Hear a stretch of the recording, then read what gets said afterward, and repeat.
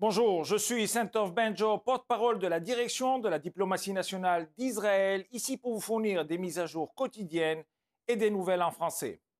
Israël déplore la mort du sergent tué hier au combat à Gaza, ce qui porte à 586 le nombre de combattants tués depuis le début de la guerre.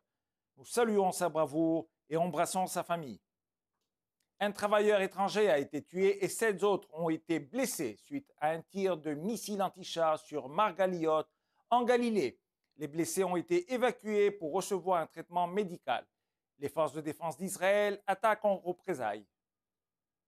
Au cours des 2 dernières semaines, la brigade 401 de Tzahal a mené des raids sur des cibles terroristes du Hamas dans la région de Zaïtoun, au nord de la bande de Gaza, au cours desquels plus de 100 terroristes ont été éliminés et des dizaines d'autres ont été arrêtés et subissent des interrogatoires. Aujourd'hui, Tzahal a diffusé des images de l'élimination d'une cellule terroriste qui a tiré des roquettes sur le sud d'Israël au cours du week-end. L'attaque aérienne a été menée peu de temps après le lancement. Le ministre de la Défense, Gallant, s'est entretenu avec les troupes hier. Nous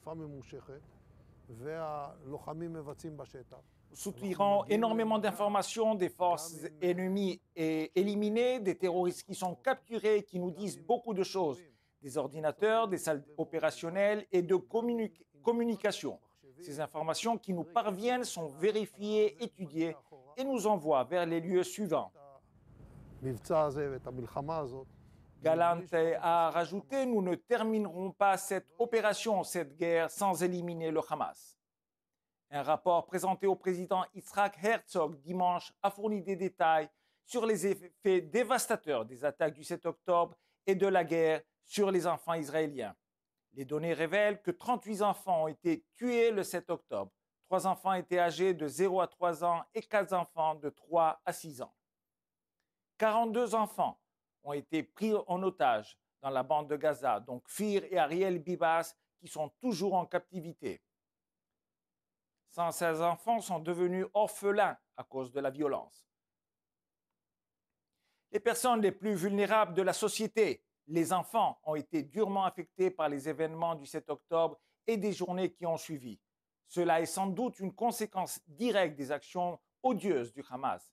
Israël continuera de s'efforcer à garantir un avenir plus sûr et meilleur pour lui et pour l'ensemble de la région. Comme toujours, nous sommes à votre disposition pour toute information complémentaire aux coordonnées indiquées à l'écran. Merci de votre attention.